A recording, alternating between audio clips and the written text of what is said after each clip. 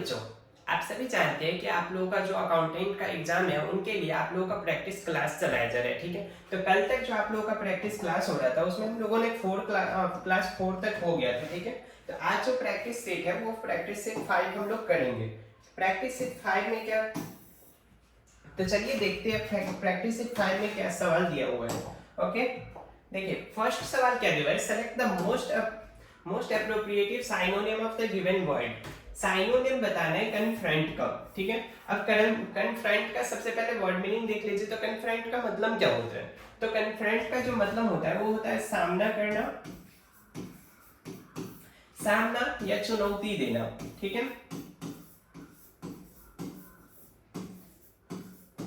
Confront का जो मतलब होता है वो होता है सामना करना या चुनौती देना। देखिए अब नेक्स्ट दे रहे हैं मिंगले। मिंगले का मतलब क्या होता है, तो मिंगले का मतलब होता है मिल जाना।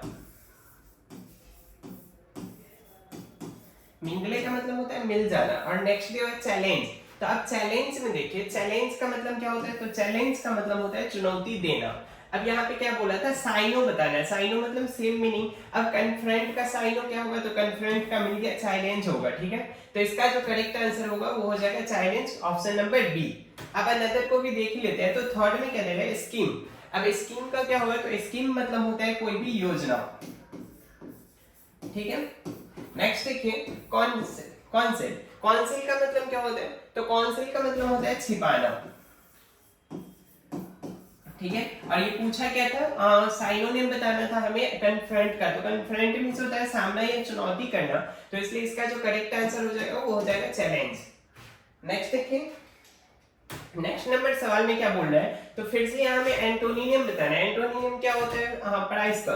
तो प्रेसे का एंटोनियम क्या होता है, तो प्रेसे मींस फर्स्ट में देखिए होता क्या है, तो इसका मतलब होता है प्रशंसा करना।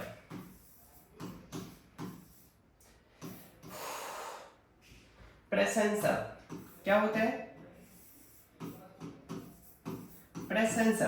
अब प्रशंसा अगर होता है तो फिर सेलिब्रेट का मतलब क्या होता है, सेलिब्रेट का मतलब क्या होता है, तो सेलिब्रेट का जो मतलब होता है वो होता है मनाना। क्या मनाना, तो खुशी मनाना। कहते हैं ना कि चलो बर्थडे सेलिब्रेट करते हैं या कुछ अदर सेलिब्रेट करते हैं, तो वही खुशी मनाना। ठीक है, नेक्स्ट देखिए कॉन्डेम। कॉन्डेम का मतलब क्या होता है, तो कॉन्डेम का जो मतलब होता है वो होता है निंदा करना। नेक्स्ट क्या दिया हुआ है, सिक्योर। सिक्योर का मतलब क्या होता है, तो कहते हैं नहीं ये सिक्योर हो गया, अभी से कोई कुछ नहीं कर सकता, मतलब पूरा वो सुनिश्चित होता चुका है पूरा। तो इसे कर देते हैं सुनिश्चित। सिक्योर का मतलब क्या हो गया, सुनिश्चित। नेक्स्ट क्या दिया हुआ है, हेल। हेल का मतलब क्या होता है, तो हेल का जो मतलब होता है वो होता है अभिवादन करना। क्या होता है हेल का मतलब, हेल का मतलब होता है अभिवादन करना। ठीक है, अब यहाँ पे ये पूछा क्या था, एंटोनियम पूछा था, किसका पूछा था, तो प्राइसे का। तो प्राइसे का मतलब था प्रशंसा करना। अब प्रशंसा का उल्टा क्या होगा, तो प्रशंसा का उल्टा खुशी मनाना नहीं होगा। नेक्स्ट देखिए निंदा करना। अब निंदा करना तो होगा, क्यों होगा, क्योंकि प्रशंसा का उल्टा होता है निंदा करना, तो कॉन्डेम जो होगा वो उसका आंसर हो जाएगा। थर्ड देखिए सिक्योर। तो सिक्योर मतलब सुनिश्चित करना, वो भी नहीं होगा। हेल, हेल मतलब अभिवादन करना, तो वो भी नहीं होगा। ठीक है, तो इसका जो करेक्ट आंसर हो गया वो हो गया कॉन्डेम। अब जो है आपको डायरेक्ट ये नहीं लिखना है कि प्रेसे का जो एंटोनियम होगा वो ये होगा, साथ में आप लोगों को वर्ड मीनिंग भी लिखना है और उसे याद भी करना है। ठीक, नेक्स्ट देखिए, नेक्स्ट में क्या बोल रहा है, फिर से बोल रहा है एप्रोप्रिएट एंटोनियम बताना है ड्राफ्ट का। तो ड्राफ्ट का एंटोनियम क्या होगा, तो सबसे पहले देखिए ड्राफ्ट का मतलब क्या होता है, तो ड्राफ्ट का जो मतलब होता है वो होता है बौना। अब ड्राफ्ट का मतलब बौना होता है, और मीडियम का मतलब क्या होता है, तो मीडियम का मतलब मीडियम। मीडियम का मतलब होता है मध्यम।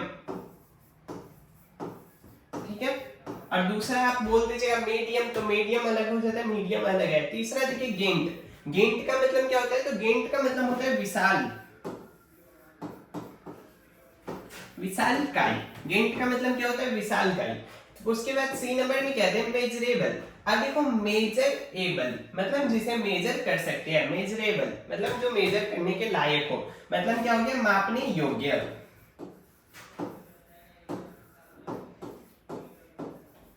नेक्स्ट देखिए टीनी। अब टीनी का मतलब क्या होता है, तो टीनी का मतलब होता है छोटा। ठीक है। अब यहाँ पे पूछा क्या था, हमसे पूछा गया था एंटोनियम बताइए ड्राफ का। ड्राफ का एंटोनियम क्या होगा, तो ड्राफ दिया है बौना, बौना का एंटोनियम क्या होगा, विशालकाय, और विशालकाय कहने का मतलब गेंट। ठीक है, तो इसका जो करेक्ट आंसर हो गया वो हो गया गेंट। नेक्स्ट सवाल को देखिए, तो नेक्स्ट सवाल में क्या बोला है, select the most appropriate meaning of the given idiom. अब ईडियम दिया हुआ है तो ईडियम का बताना है हमें मीनिंग। अब ईडियम का मीनिंग क्या होगा, at once elbow. At once elbow का मतलब क्या होता है, तो एट वंस एल्बो का मतलब होता है कि बगल में, क्या होता है, बगल में। अब बगल में कहने का मतलब क्या हो जाएगा, तो उसे इंग्लिश में जब आप याद करिएगा तो वो याद होगा आपका नेक्स्ट टू समवन। ठीक है, तो इसका जो करेक्ट आंसर होगा वो ये हो जाएगा। अब ऐसा तो नहीं है कि अब ईडियम का भी बताना होगा कि इसका ये करो। ईडियम जो है जनरली आप लोगों को याद करना होता है, तो आप लोग याद कीजिएगा नेक्स्ट टू समवन। ठीक है, नेक्स्ट देखिए, नेक्स्ट नंबर सवाल में क्या बोल रहा है, sentence has been split into 4 segment. Sentence को 4 सेगमेंट में डिवाइड कर दिया गया। Identify the segment that contain a grammatical error. वैसे सेगमेंट को आइडेंटिफाई करना है जिसमें ग्रामेटिकल एरर है। अब देखिए इसमें कहां पे ग्रामेटिकल एरर है, तो फर्स्ट देखिए राहुल सिंग्स। ठीक है, अब राहुल अगर सब्जेक्ट है तो सब्जेक्ट सिंगुलर, वर्ब भी सिंगुलर। ठीक है, तो यहां पर तो ये सही है इसके अनुसार में। अब आगे देखिए, तो Rahul sings very sweet, very sweet. अब यहाँ पे देखिए स्वीट क्या है, या किसे क्वालिफाई कर रहा है स्वीट, तो स्वीट क्वालिफाई कर रहा है उनके गाने के तरीके को। वो जो गा रहा है उसे क्वालिफाई कर रहा है। गाना क्या है, एक वर्ब है। अब वर्ब को क्वालिफाई करने के लिए कौन आता है, तो वर्ब को ये याद कर लीजिए, वर्ब को क्वालिफाई करने के लिए हमेशा एडवर्ब आएगा। ठीक है, लेकिन यहाँ पर कौन है, तो वर्ब को क्वालिफाई करने के लिए यहाँ पर आया है एडजेक्टिव। तो क्या वर्ब को क्वालिफाई करने के लिए एडजेक्टिव हो सकता है, नहीं हो सकता है, तो यहाँ पे ये गलती है। होगा क्या इसके बजाय, तो यहाँ पर हो जाएगा स्वीट के बजाय हमें लिखा होना चाहिए स्वीटली। ठीक है, इसका जो करेक्ट आंसर होगा वो होगा यहाँ पे वेरी के बाद स्वीट नहीं होना चाहिए, स्वीटली होना चाहिए। तो एरर कहाँ निकला, इस पार्ट में। अब इस पार्ट का मतलब क्या हो गया, ये आंसर। ठीक है, देख लीजिए, यहाँ सब्जेक्ट के अनुसार वर्ब था वो सही था, सब्जेक्ट सिंगुलर, वर्ब भी सिंगुलर। यहाँ पर जो स्वीट दिया हुआ वो एडजेक्टिव, एडवर्ब का काम होना है, मतलब यहाँ वर्ब को क्वालिफाई करना है, लेकिन ये स्वीट एडजेक्टिव है। एडजेक्टिव तो किसी वर्ब को क्वालिफाई नहीं करता है, तो इसलिए यहाँ पे ये एरर हुआ है, तो ये करेक्ट आंसर हो गया। नेक्स्ट देखिए, select the most appropriate meaning of the given idiom. Idiom दे दिया है lose your touch. Lose your touch को अब इसका मतलब बताना है, तो लूज योर टच को आप लोग ऐसे याद कर सकते हैं, योर टच मतलब मान लीजिए आपने यहाँ तक टच किया हुआ है, ठीक है, उसे लूज करना मतलब आप यहाँ पर थे और नीचे चले गए, मतलब आपने जो पहले ये टच किया है उसे खो देना। अब इसका मतलब क्या होगा, तो lose your touch. Question number 6 है लूज योर टच। तो लूज योर टच का मतलब होता है उतना सफल नहीं होना जितना पहले था। ठीक है, मतलब अब हम लोग यहाँ आ गए, उतना तो सफल नहीं हुए जितना हम लोग पहले थे, तो यही होता है लूज योर टच। तो लूज योर टच का देख लीजिए, to be passed from one person to another नहीं होगा। सेकेंड देख लीजिए, something being very difficult to find, कुछ अब बहुत ज्यादा डिफिकल्ट हो जाना, ढूंढ पाना नहीं। Not being as success as previously. अब देख लीजिए यहाँ पर दे दिया नॉट बीइंग एज सक्सेसफुल, मतलब अब उतना सक्सेसफुल नहीं होना जितना पहले थे, तो यही हो गया इसका करेक्ट आंसर, ये हो गया इसका आंसर। आप लोग इसे याद कर लीजिएगा। नेक्स्ट देखिए, नेक्स्ट क्या दिया है, select the most appropriate synonym of the given word. Synonym बताना है, किसका बताना है, बेफलमेंट का। बेफलमेंट का साइनोनिम क्या होगा, अब बेफलमेंट का साइनोनिम क्या होगा, तो ये फाइंड करना है। देखिए, तो 7th नंबर जो है वो आपका होमवर्क है, आप इसे होमवर्क में करिए और इसका जो आंसर होगा वो आप लोग कमेंट में लिखिए। ठीक है, नेक्स्ट देखिए, नेक्स्ट में क्या दे रहा है, select the most appropriative option to fill in the blank. यहाँ पर फिल इन द ब्लैंक दे दिया, उसमें जो मोस्ट एप्रोप्रिएटिव होगा वो बताना है। क्या दिया है सवाल, the writer declares that daughter children of their childhood is a criminal act. The writer declares that. अब यहाँ पर अगर देखिए यहाँ तक, तो ये क्या दिया हुआ है, एक क्लाउज दिया है, द राइटर डिक्लेयर्स। अब फिर दैट कंजंक्शन का काम कर रहा है। अब एक बात बताइए, कंजंक्शन का काम कर रहा है और फिर से यहाँ पर भी तो एक नॉर्मल सा क्लाउज ही दिया हुआ है। अब ये जो क्लाउज होती है, क्या क्लाउज जो होता है वो कभी भी बिफोर के अलावा किसी और से भी स्टार्ट होगा, तो यहाँ पर जो क्लाउज है ना वहां पे V4 के अलावा कुछ भी और से स्टार्ट नहीं होगा। 2+V1 नहीं होगा, ड्रॉप नहीं होगा, ड्रॉप नहीं होगा। क्लाउज में यहाँ पर बोल रहे हैं V4 कहने का मतलब जीरेंड से स्टार्ट होता है, ठीक है। अब जीरेंड से स्टार्ट होगा तो जीरेंड क्या है, रॉबिंग, तो रॉबिंग हो जाएगा इसका आंसर, ठीक है। मतलब सीधा से अगर क्लाउज दिया हुआ है तो क्लाउज जो है अगर स्टार्ट होगा तो वो हमेशा जीरेंड से स्टार्ट होगा। अब जीरेंड का मतलब क्या होता है, तो जीरेंड का मतलब सीधा सा है V4, तो यहाँ पर V4 फाइंड करेंगे तो 2+V1 तो होगा नहीं, ये भी नहीं होगा, ये भी नहीं होगा, तो ये हो गया इसका करेक्ट आंसर V4।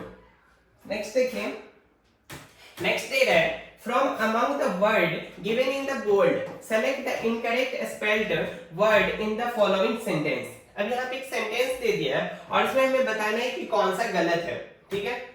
थोड़ा सा एरर है यहाँ पे, एक मिनट रुक जाइए। फर्स्ट तो ये है आपका बोल्ड लेटर, बोल्ड वर्ड ये है। सेकंड अगर बोल्ड देखें तो ये है सेकंड आपका बोल्ड। थर्ड बोल्ड क्या है, तो थर्ड बोल्ड ये दिया हुआ है। फोर्थ बोल्ड अगर देखा जाए तो फोर्थ बोल्ड है आपका ये, ठीक है। अब देखिए स्मॉल ड्रॉप्स थिकलेट, अब थिकलेट तो सही है, कुछ तो एरर नहीं है इसमें, तो ये सही है। अब बताना क्या है, इनकरेक्टली स्पेल्ड वर्ड, मतलब वर्ड मीनिंग चेक करना है, तो थिकलेट सही है। नेक्स्ट देखिए क्या दिया है, टेस्टल्स, टेस्टल्स भी सही है।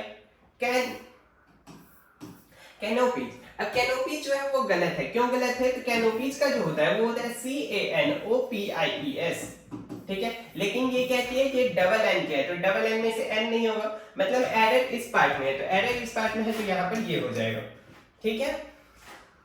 नेक्स्ट देखिए, जब भी ऐसा सवाल आए तो आप लोगों को इतना फाइंड नहीं करना है कहाँ पे, सीधा ऑप्शन में चेक कर ली कि कौन सा है। ऑप्शन में देखे तो क्या ये सही है, नहीं है, तो ये गलत, ये है नहीं, सॉरी ये तो सही है, तो ये सही है, ये भी सही है, ये सही है, तो ये गलत है, और ये भी सही है, तो यहाँ पर ये हो गया इसका करेक्ट आंसर। नेक्स्ट देखिए, नेक्स्ट क्या बोल रहा है, after a long and fun-filled day, the children slept themselves peacefully। अब बताइए, after a long and funful day मतलब बहुत ज्यादा लंबा, बहुत ज्यादा लॉन्ग टाइम, और फनफुल डे मतलब बहुत ज्यादा मस्ती भरा दिन में। चिल्ड्रेन जो है स्लेप्ट देमसेल्फ पीसफुली, बच्चे अपने आप को सुला लिए, बच्चे खुद को सुला लिए, नहीं बच्चे खुद को सुला नहीं लिए, बच्चे खुद सो गए। तो यहाँ पर देख लीजिए देमसेल्फ नहीं होना चाहिए। अब देमसेल्फ नहीं होना चाहिए तो एरर किस पार्ट में है, तो एरर इसी पार्ट में है, ठीक है। तो एरर इस पार्ट में है, तो ये हो गया इसका करेक्ट आंसर, ठीक है। नेक्स्ट देखिए, अच्छा इसके बाद होना क्या चाहिए था यहाँ पर, अगर ये नहीं होगा तो फिर होगा क्या, तो यहाँ पर होगा द चिल्ड्रेन स्लेप्ट पीसफुली, ठीक है, ये देमसेल्फ नहीं होगा। नेक्स्ट देखिए, नेक्स्ट वाले सवाल में कह रहा है select the most appropriate antonym of the given word. Antonym बताना है। अब एंटोनिम बताना है किसका, डिटरमिनेंटल का, डिटरमिनेंटल का मेंटल का बताना है। तो डिटरमिनेंटल का होता क्या है, तो डिटरमिनेंटल का सबसे पहले वर्ड मीनिंग चेक कर लीजिए क्या होता है।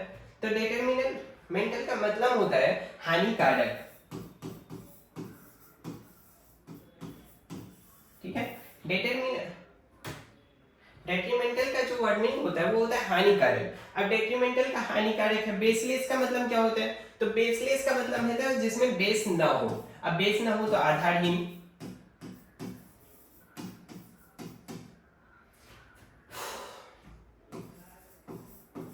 क्या होगा, आधारहीन। उनके बाद क्या दिया, हार्मलेस, हार्मलेस मतलब हानि रहित। नेक्स्ट क्या किया है, सेंसलेस, सेंसलेस का मतलब क्या होता है, तो सेंसलेस का मतलब होता है मूर्खतापूर्ण, मूर्खतापूर्ण। उनके बाद क्या दिया, मीनिंगलेस, मीनिंगलेस कहने का मतलब अर्थहीन। अब देखो क्या बताना था, एंटोनियम बताना था, किसका बताना था, डेट्रीमेंटल का। डेट्रीमेंटल का मतलब होता है हानिकारक। हानिकारक का उल्टा क्या होगा, तो हानिकारक का उल्टा होगा जिसमें हानि ना हो, जिससे हानि ना हो, तो हानि रहित मतलब हानि ना हो, तो हार्मलेस जो है वो हो जाएगा इसका करेक्ट आंसर। नेक्स्ट देखिए क्या दिया है, तो नेक्स्ट वाले सवाल में दे रहे हैं select the most appropriative option to fill that can substitute the following bold segment. Bold segment को बोल रहा है उसके लिए कुछ अलग बताना है। तो बोल्ड सेगमेंट है क्या इसमें, तो बोल्ड सेगमेंट है बिटवीन। अब बिटवीन के लिए कुछ अदर फिल करिए जो और ज्यादा अच्छा हो जाए। तो देखिए वी वांट टू डिवाइड हम लोग चाहते हैं डिवाइड करना द एक्सपेंसेस जो है उसे डिवाइड करना चाहता है between the three of us, कितने के बीच में, थ्री के बीच में। अब एक बात बताइए, ये बिटवीन और सबसे पहले देख लीजिए, बिटवीन के बजाय हम लोग लगा क्या सकते हैं, फ्रॉम लगा सकते हैं, नहीं हो सकता। बांटने की बात थोड़ी है, फोर नहीं लगा सकते, ऐट नहीं लगा सकते। अच्छा यहाँ पे देखिए बिटवीन का यूज कंसेप्ट क्या है, तो बिटवीन जो होता है वो बेसिकली टू के बीच में यूज किया जाता है। मतलब कोई भी दो पर्सन है और उसके बीच में अगर कोई चीज हमें बांटना है तो फिर हम लोग बिटवीन का यूज करेंगे, ठीक है। लेकिन अगर टू से ज्यादा हो तो टू से ज्यादा के लिए हम लोग हमेशा अमंग का यूज करते हैं।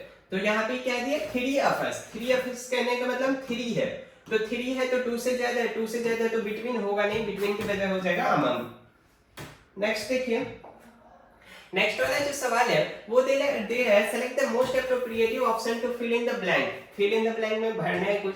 My grandfather was a farmer and he dot dot 3 acre of land. देखो अब क्या दे रहे हैं, my grandfather was a farmer, मतलब मेरे ग्रैंडफादर जो थे वो फार्मर थे। अब फार्मर है और साथ ही साथ and he dot dot 3 acre of land, वो जो है ना 3 एकड़ ऑफ लैंड जो थे वो उसे डॉट डॉट किए। अब डॉट डॉट किए तो क्या किए, फार्मर है तो फार्मर क्या करेंगे, वहां पे कुछ फैक्ट्री लगाएंगे। फार्मर तो जनरली फैक्ट्री नहीं लगाते, खेती करते। खेती का मीनिंग क्या होगा, तो खेती का जो मतलब होता है वो होता है कल्टीवेट, ठीक है। अब कल्टीवेट होता है तो ये तो ईडी डी लगा लिया, तो कल्टीवेटेड नहीं होना चाहिए। बट देखो ये जो सेंटेंस है वो पास्ट में दिया हुआ है, ठीक है। अब पास्ट को शो करने के लिए तो कभी V1 आएगा नहीं, तो V1 नहीं आएगा तो V2 ही आएगा, तो ये हो गया इसका करेक्ट आंसर, ठीक है, कल्टीवेटेड ही होगा।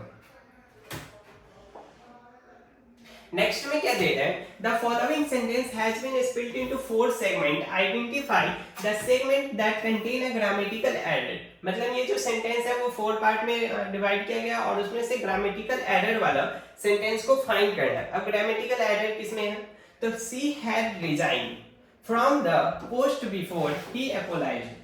अब देखो सी हैड रिजाइन्ड, हैड क्या है, तो हैड के बाद रिजाइन जो है वो क्या है, तो रिजाइन को देखकर तो पता चला कि हाँ ये V1 है। क्या हैड प्लस V1 कभी भी हो सकता है, तो हैड प्लस V1 कभी भी नहीं हो सकता, तो हैड प्लस V1 के बजाय क्या होगा, हैड प्लस V3 होगा। अब V3 क्या होगा रिजाइन का, तो V3 जो होगा रिजाइन का वो होगा रिजाइन। अब रिजाइन होगा तो यहाँ पर तो ये गलत है, और ये बताना क्या था, वैसे सेगमेंट को आइडेंटिफाई करना था जिसमें ग्रामेटिकल एरर हो, तो ग्रामेटिकल एरर तो इसमें नहीं है, ही अपोलाइज्ड में। सी हैड रिजाइन्ड, यहाँ पे हैड प्लस V3 होना चाहिए, V1 दिया हुआ ये गलत है, तो यही हो गया इसका करेक्ट आंसर। ये भी नहीं होगा, ये भी नहीं होगा। देखिए आप लोगों का जो प्रैक्टिस क्लास चल रहा है वो तो प्रॉपर डेली चल भी रहा है, ठीक है। तो आप लोग ध्यान दीजिएगा कि ये जो चैनल आप पढ़ रहे हैं जिस चैनल पे, वो है मधुबनी स्टडी सेंटर। ये एक छोटा सा जिला है बिहार में मधुबनी, जिसे आप लोगों को ग्रो करना है। तो यहाँ पर मधुबनी स्टडी सेंटर पे आप लोगों को डेली पढ़ाया जा रहा है, तो आप लोग इस चैनल को शेयर करिए, और अगर आप लोगों को समझ में आ रहा है तो अपने दोस्तों को भी शेयर करिए और बताइए कि यहाँ पर कुछ अच्छी तरीके से पढ़ाया जा रहा है, ठीक है। Thank you.